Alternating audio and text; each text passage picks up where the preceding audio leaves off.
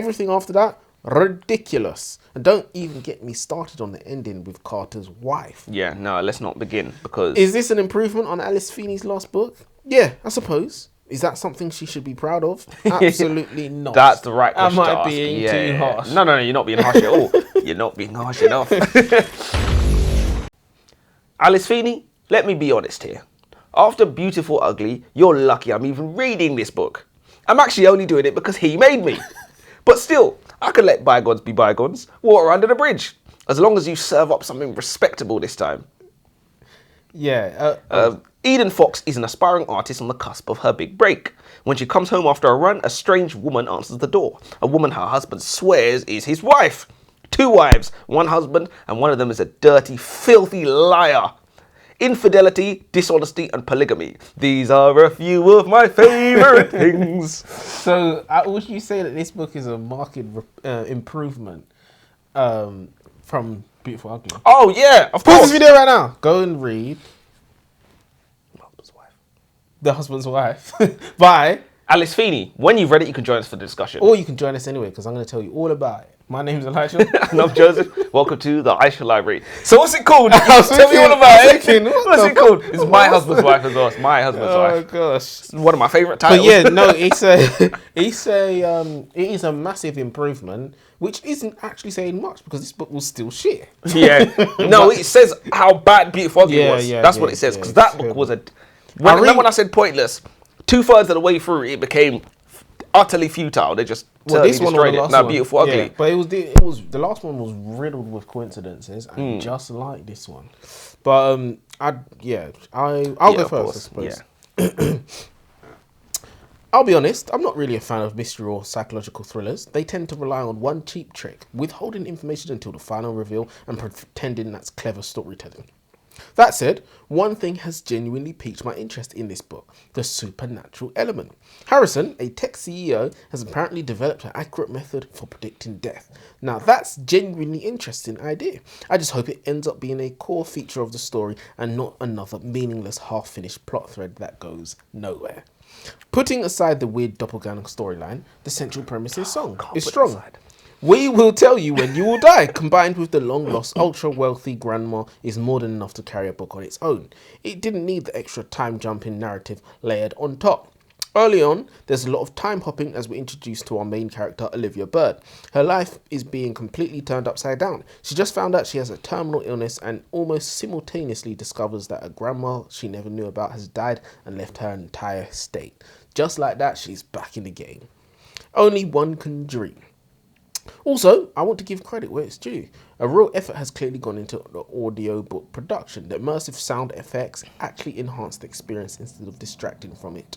It all feels grounded and surprisingly real. If you're going to read this book, I genuinely recommend the audio version. So I suppose that brings us to the obvious question, the one we're all thinking. If you could know the exact moment you're going to die, would you want to know? Yes, you would. Tell me right now. I'll tell you why I would want to know. Even if... Okay, so if it was in this scenario, because it's not supernatural, it's... Alright, forget that. If you know the exact moment you're going to die, how does that help you? It doesn't. Because Curious. Because, for one, it might not be true. Yeah, and for two, you will live your life differently. If you know you're invincible, you can go and do the most dangerous jobs, take all the money. That's not even what I was thinking of, but even that is a good idea, to be honest. If you know I'm going to die at 70 years from a heart attack. You could jump off cliffs. There you go. Break all your bones. I don't know why you'd want to do that. You definitely wouldn't want to do that because you're going to die at 70. So you're going to have to live like 50 years. But so you would want to know immediately? I'd want to know. And I don't think it's a question of how does this help you? Because if somebody said you want to go to space, you might say, yes, that's not going to help you do anything. But it's still going to space. It's still a cool thing.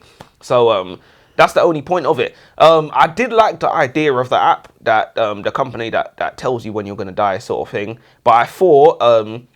I'm telling you, mate, if you give the idea to John Mars, he's going to make you a real book. Do you know what I mean? It'll be set in the future, not too far in the future, maybe 100 years. Something really soft to be set in the future. There'll be some technology where you can see, and the whole book will be around that. Exactly. Instead of bringing in like doppelgangers, bringing in this, bringing in that. So this was a very good idea. It just needs to be given to a competent author. Respectfully. Oh, gosh. The premise of this story is quite a mindfuck. What on earth are you meant to do if you come home one day and there's a strange lookalike of you that has stolen your identity? Worse still, what do you do if your partner swears that the lookalike is you? What if it is you, and you, as you know it, is some form of clone? I have a theory. I think we're back to the good old unreliable narration. Knowing this author, I would be very surprised if she randomly decided to slip in some supernatural or sci-fi kind of themes. Therefore, I deduce that Eden is either crazy or dreaming. Let's put a 5 on it. So you was right in terms of the unreliable narration. I Yes. think this is probably the worst culprit we've ever seen Definitely, for unreliable for sure. narration. The worst. without I'll have to go back through the archives because we've had some bad ones, we've but had this some is clangers, terrible. but no, this one was terrible. We'll get to it anyway. So the first plot twist of the book was actually done well. Olivia Bird turns out to be the new ranking officer in the town. Carter, who had been next in line, clearly expecting a promotion, had just been completely shafted. But I suppose it all balances out because he'd already given Olivia a good shafting of his own. They had one night stand months earlier, never imagining they'd end up working together. In any case, I enjoyed the twist, and let's be honest, nothing makes a shift go quicker than sleeping with your work wife at work. Top of the photocopier. Stationary cupboard. Yep, top of the photocopier. I'll say this much. Alice Feeney, this is shaping up to be a huge improvement from your last book, which was genuinely terrible. That said, something is starting to bother me. The sheer volume of coincidences. Harrison, the CEO of an AI tech company that can predict your death, just so happens to live in the same house Olivia Bird's grandmother lived in before she died. Olivia happens to inherit that house and happens to sell it to Harrison, who just so happens to be the CEO of a company that later sends her a death prediction letter because she just so happens to have a terminal illness. Olivia also happens to get a job in this town and happens to be investigating his wife, who's also gone missing. And of course, she happens to be sleeping with the officer she'll be working alongside. And this is not where the coincidences end. There are more, but I'll leave those for the end of the book. Oh, and Carter happens to be in some sort of relationship with one of the Eden women. We don't know which one yet.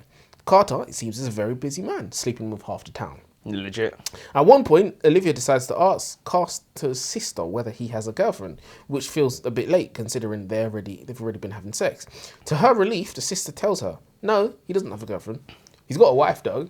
What an absolute bitch. If that was my sister, we'd be having words. She could have kept her mouth shut. Legit. But anyway, here's the real question. Were the coincidences a problem for you, or is everything above board as long as the story remains entertaining? Because despite all of this, I do think Olivia Bird was an entertaining character. I hear what you're saying. That's fair. That's a fair point. You can't hear what I'm saying. I've just asked questions. I haven't told you. No, I hear what I'm saying. I hear what you're saying, but it's like this story was never going to get a 0 for me, right? But it's what I think is, even if it's entertaining, if you used a lot of coincidences to get there, that's still cheating for me. No, but because it's coincidences, that tarnishes it. So you can't be cheating by doing something that's not good for the story. That brings it down a couple of pegs. Yeah, but that's what I'm saying. So it's not cheat. It's no longer cheating. You've now. Oh, what? Because it's not in service of the book. Yeah, exactly what I'm saying. So you can't claim that they're cheating. It's just bad writing. But bad writing can be excused if the book is entertaining. I think that's what she's banking on. It's all down to the levels of which it's bad writing, the levels of which it's entertaining. Your experience as a whole reading the coincidences were shameless. Yeah, exactly. Just like their last there book. were so many of them, and it's like, do you really have coincidence top of coincidence in a book about doppelgangers? You've already had a surplus of coincidence to begin with. I really don't like this doppelganger thing. I don't think anyone should ever do it ever again. Ever do it. Never ever again. do it. It's if ridiculous. You've got a doppelganger, there better be time travel involved. Oh my, there better be. Because if they're like long lost twins or something, I'm swinging for you. I'm swinging for you. I really think authors should just avoid it like the plague, because it's just not good. It's not even interesting. I don't even care that I can't even see them. They're always boring as well. Yeah, 100%. It's not like I can see them on screen. Can't even see them. I don't care. Okay, let's talk about Thanatos. As any fellow Greek mythology enthusiast will tell you, Thanatos was the ancient Greek god of death. In this book, however, Thanatos is a company that promised to predict your death with total accuracy. Who wouldn't want to give something like that a go, right? I would. Anyway, Thanatos' methods aren't revealed, or haven't been yet, and I know damn well why. This is cheating! Authors like Alice Feeney do this. They slide something supernatural into a story where it has no business being, and then they just don't explain it and pretend they didn't switch up the rules. You remember The Husbands by Holly Gramazio? That may have been a cute trick 10 years ago, but we've wised up now. So she literally just had the attic that was killing husbands or whatever. Yeah. Never explained. Never. Well, I think Alex Feeney did one worse in this book. She explained it away with AI prediction. You know, in the beginning, it was sold to us as a supernatural thing, and then she just retroactively explained it away as some AI bullshit that isn't really relevant to the story at all whatsoever. So, pointless. Alice Feeney is like one of Chloe's favourite authors as well, you know. She's read a couple of books. She hasn't read Beautiful Ugly, which I keep telling her to read. It's right there. She better not. I said, it's right She there. better not read it. Yeah. So the ending is finally revealed. And of course, Olivia is behind it all. She used to be married to the villain, because obviously.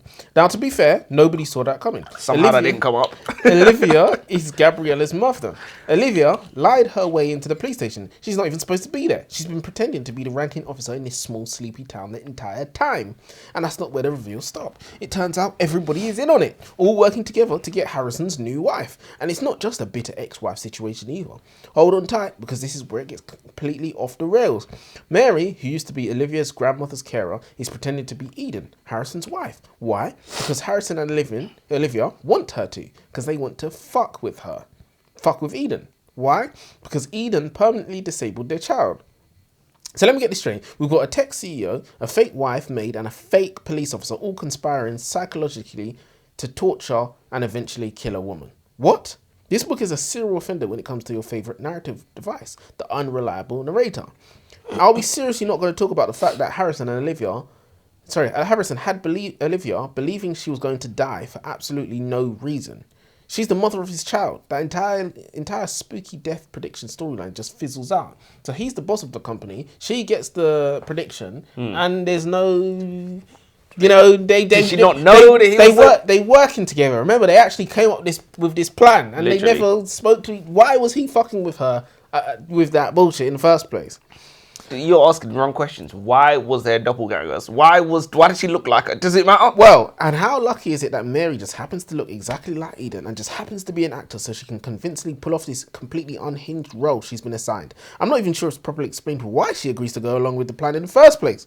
Needless to say, that was one twist too many. Olivia not actually being a ranking police officer? Okay, that was a good twist. Everything after that, ridiculous. And don't even get me started on the ending with Carter's wife. Yeah, no, let's not begin, because... Is this an improvement on Alice Feeney's last book? Yeah, I suppose. Is that something she should be proud of? Absolutely not. That's the right question Am to I ask. being too harsh? No, you're not being harsh at all. You're not being harsh enough. In all seriousness... What was the... Did she think... She thought to herself, when she wrote that bit with Carter and cooking. end, she was out... I know. This is going to do numbers.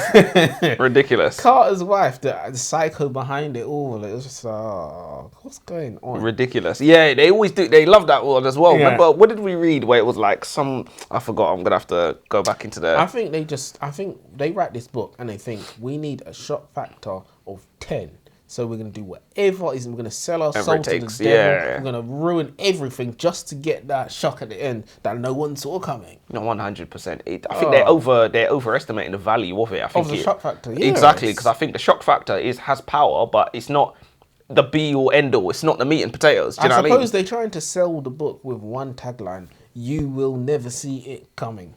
That's what I think. That probably does a lot for their sales. Look, I'm not a marketer, so how could I know? But I suppose if you're a marketer, any marketers watching this, and you know that's the way things go in the industry, then perhaps it's forgivable. But as a reader, I know a little bit about reading, and as the reading experience, when you read that, you kind of just feel like I shake my head and I close the book and I never pick it up again. And I never want to 100%. read anything by her. She's getting better. So maybe maybe 3 is the lucky number. I feel like I got wanked off, but you stopped early. That's what it feels like. I'm just like, wish you didn't even begin now. Wish you didn't even start. Honestly, I think this story is a house built on quicksand. It's just a poor premise. Anything that relies on someone just happening to look like someone else based on only chance is weak, in my opinion.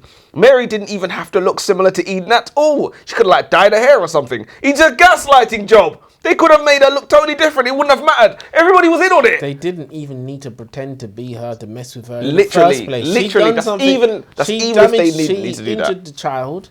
They should have dealt with that. She's a police officer. Maybe she could have used the law to do something to lock her up. Or just deal with her. Make her disappear. There's no need for this doppelganger. Oh, let's make her think she's crazy. Psychologically torture her for what? Why? Why? But listen, I was willing to let that go. Just because it's not what I would have done doesn't mean it's not what they would have done. Cool. Why did they have to have a doppelganger? It's a gaslighting job where everyone pretends they don't know. So she could look sort of similar, I suppose. Dye hair, whatever, give her some contact lenses. It just seemed totally unnecessary to me. It's ridiculous. Ridiculous. Still better than Beautiful Ugly, though. Yeah, 100%. I want to give this a 0 as well, but I think I'll go 1. I'll go 1. I can't tell you. I did like Olivia as a character, but she wasn't anything special. She's a stereotypical. I'm gonna go very, very low 2. Very, very low 2. I'll go a low 2. I thought the Death app was a cool idea, and I did like Olivia, like you said. So it's my 2 there for me. Probably should still be 1. I'm probably being generous here. Yeah, because you didn't do anything with the app. That's true. You know, it was just there for the sake of it, and nothing good came of it at all whatsoever.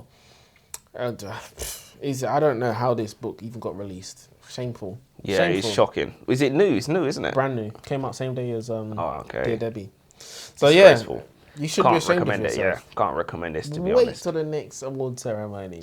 Wait. Oh yeah, we still 100%. Smoke your. We should get the clown hat for the worst author. Yeah, 100%. But yeah, till next time, I suppose. Till next time.